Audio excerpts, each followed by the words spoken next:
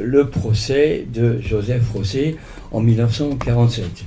Bon, je rappelle juste en introduction et pour rafraîchir les mémoires de ce qui a été dit ce matin, que c'est pas donc la première comparution de Rosset devant la justice française, puisqu'il aura été à plusieurs reprises devant les tribunaux. Donc il commence à connaître la musique, sauf qu'il est beaucoup plus vieux, qu'il est malade, point très important, et que les choses se présentent de façon beaucoup plus difficile pour lui. Bon, donc j'ai essayé moi aussi de tenir mon temps de parole. Alors, vous nous excuserez d'être obligé de mener un certain nombre d'interventions un peu à la cavalcade, mais bon, nous avions pris le parti de couvrir l'ensemble de la vie de Rosset, mais il se trouve que cette vie de Rosset a été extraordinairement riche, et riche en événements très contrastés.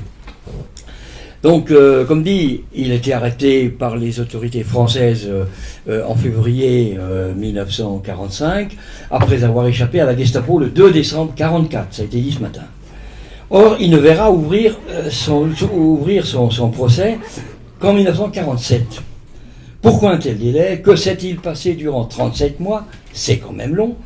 Dans quel contexte et dans quel cadre est-il jugé? On a abordé en partie cet aspect des choses. Bon, je vais essayer d'y répondre plus précisément, en commençant d'abord par sa situation d'interné administratif. Le professeur Jean-Laurent Vonneau vous a expliqué ce que c'était que l'internement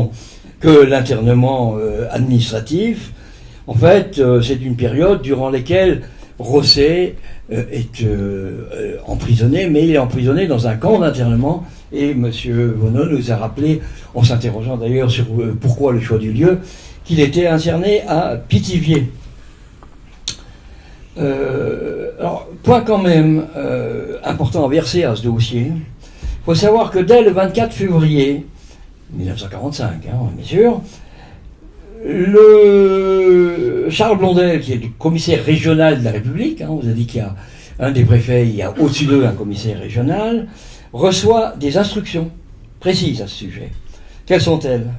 Eh bien, Texier écrit, et là, ça va bien se passer comme il le souhaitait, le souhait du gouvernement est d'éviter un procès trop hâtif.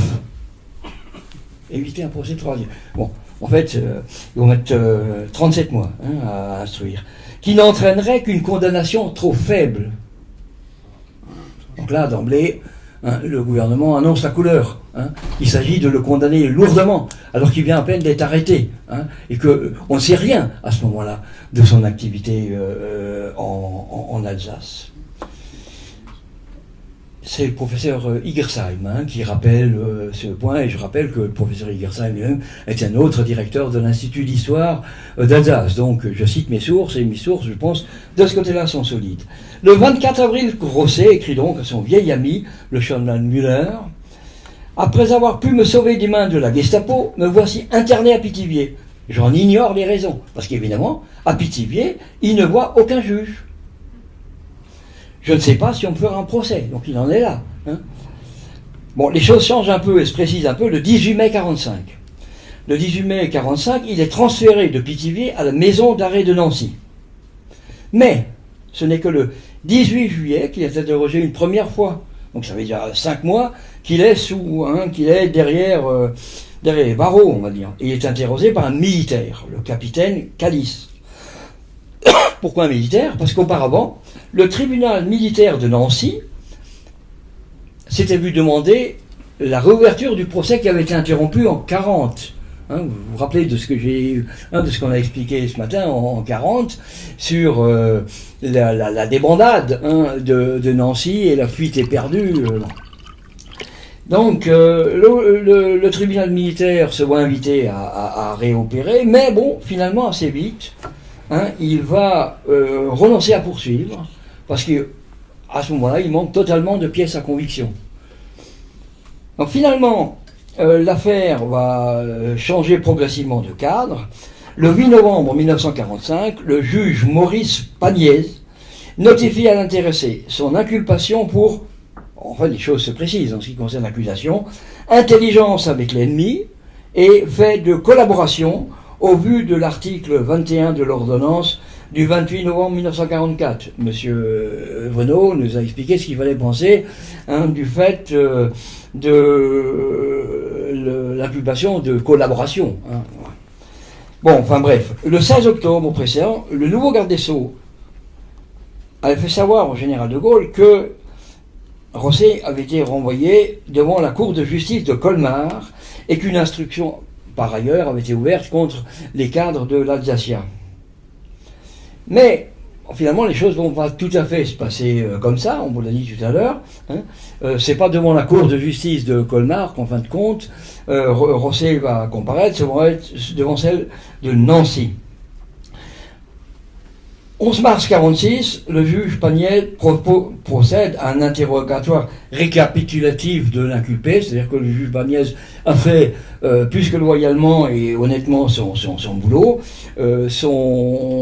Toutes les pièces de ce dossier sont consultables. Je les ai consultées personnellement à la Bibliothèque nationale universitaire de Strasbourg, qui n'est pas seulement une bibliothèque, mais qui est aussi un lieu de stockage tout à fait important d'archives historiques. Puis finalement, Pagnès va exprimer son opinion. Il l'exprime devant monsieur Médard-Broglie. Il dit « Mon opinion sur Rosset est faite, je lui ai causé intimement pendant 22 jours. » Tout ça, on en a trace dans les archives que je viens de définir. « Au début, j'étais assez prévenu contre lui, dit le juge d'instruction.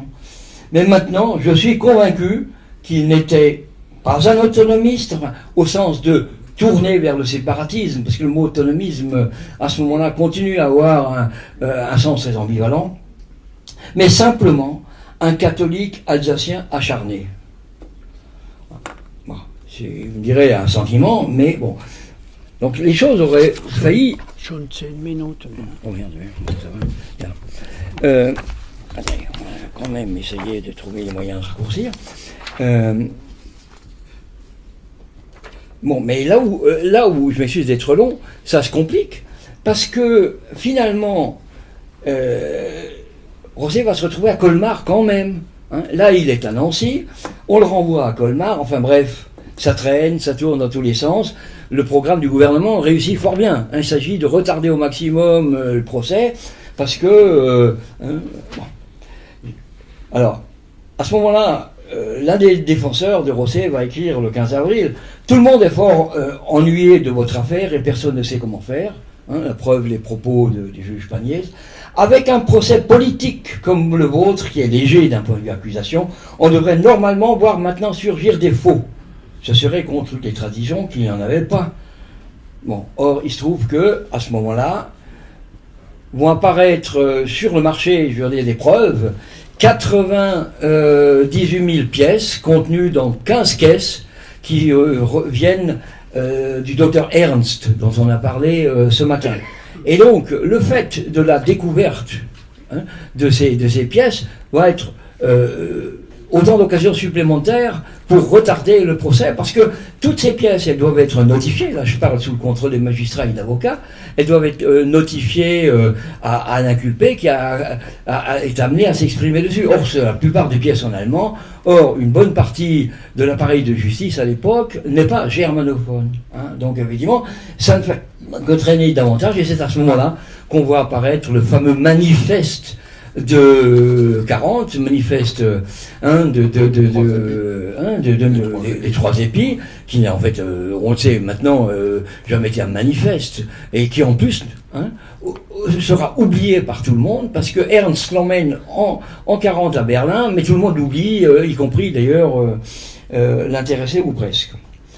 3 mois plus tard, le même défenseur va donc confirmer que tout se passe comme si l'accusation ne savait plus comment s'en sortir de l'aventure. Je persiste à croire que nous en sommes à la période des faux témoins et des fausses pièces. C'est à ce moment-là que l'affaire se déplace, et elle se déplace à Nancy, devant la Cour de justice. Alors le temps me manque pour préciser ce que M. Vonneau n'a pas complètement dit jusqu'au bout, qui est donc le statut de ces cours de justice, mais enfin il en a quand même dit l'essentiel, à savoir que c'est des cours qui ressemblent d'une certaine manière à une cour d'assises. En l'occurrence, et ça j'insiste aussi là-dessus, quand on dit plus tard les juges de Nancy, en réalité, Rosset n'a eu en face de lui qu'un juge professionnel, le président Joly, le président du tribunal, qu'on connaît bien, tous les autres étant des personnes désignées par tirage au sort. Hein. Donc ce sont ces gens-là qui vont juger Rosset. Et donc ce sont ces gens-là qui vont être soumis à une pression sans doute plus forte que ce que vous avez pu comprendre tout à l'heure, qui peut-être est moins forte à Nancy qu'à Colmar, mais qui en tous les cas sera néanmoins considérable. Je n'ai pas le temps de rentrer dans le détail des campagnes de presse absolument inouïes, invraisemblables qu'on lit aujourd'hui. Je suis stupéfait, enfin, je veux dire, de ce que je lis. Pardon ? Il avait beaucoup d'ennemis.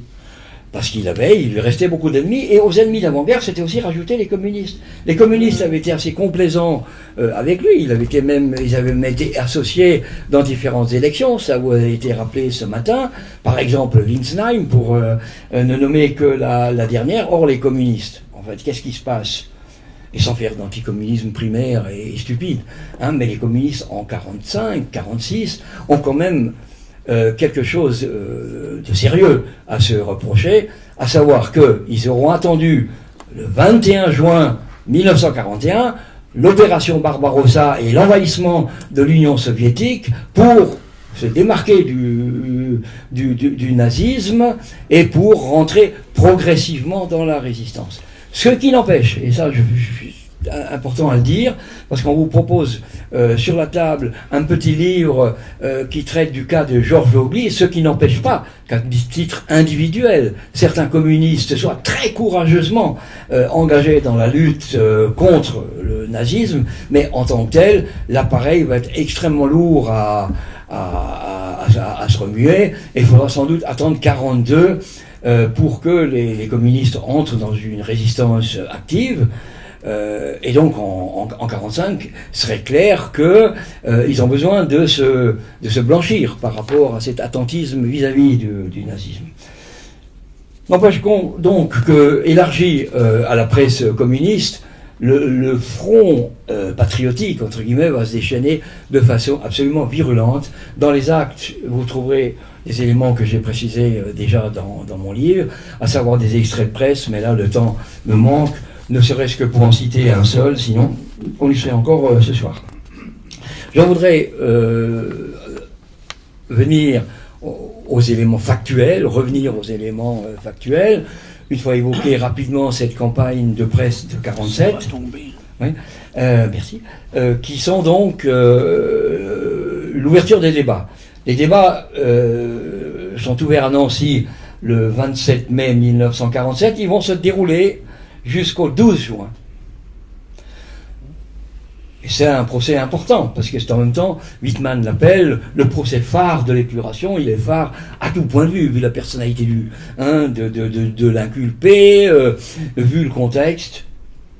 Bon, à ce moment-là, Rosset sait ce qui se trame contre lui. Il sait que depuis le début, 45, je vous l'ai dit à propos de la lettre du ministre de 45, il sait que le gouvernement veut sa peau, c'est clair.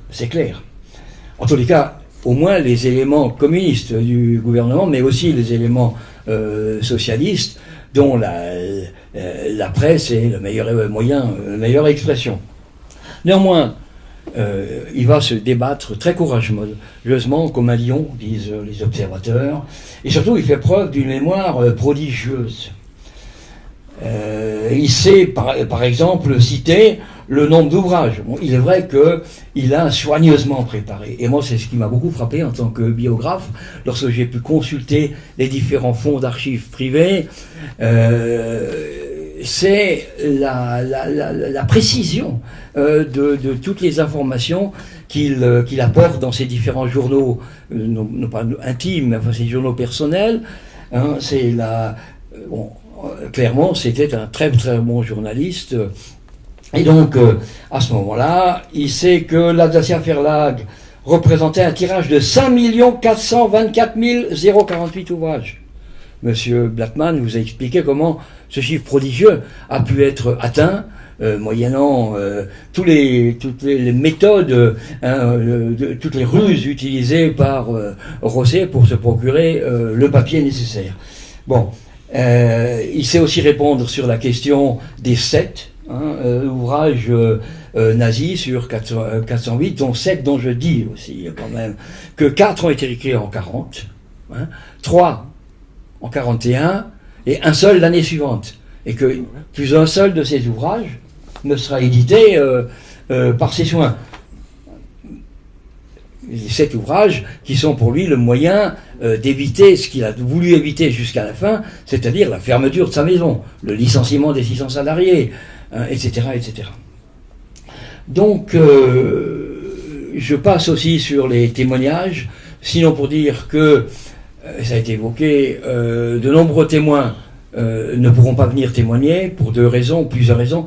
D'une part, notamment pour les Allemands, l'interdiction qui leur est faite, tout simplement, au niveau administratif, de venir témoigner. C'est simple, on ne leur donne pas de visa pour entrer à ce moment-là, parce qu'à ce moment-là, il faut des visas aux Allemands pour venir en France. Deuxième point important, les grèves. Des grandes grèves se déclenchent en France en 1947, dont beaucoup ont encore le souvenir historique, tout au moins. Et donc, du coup, le nombre de témoins à décharge est considérablement réduit.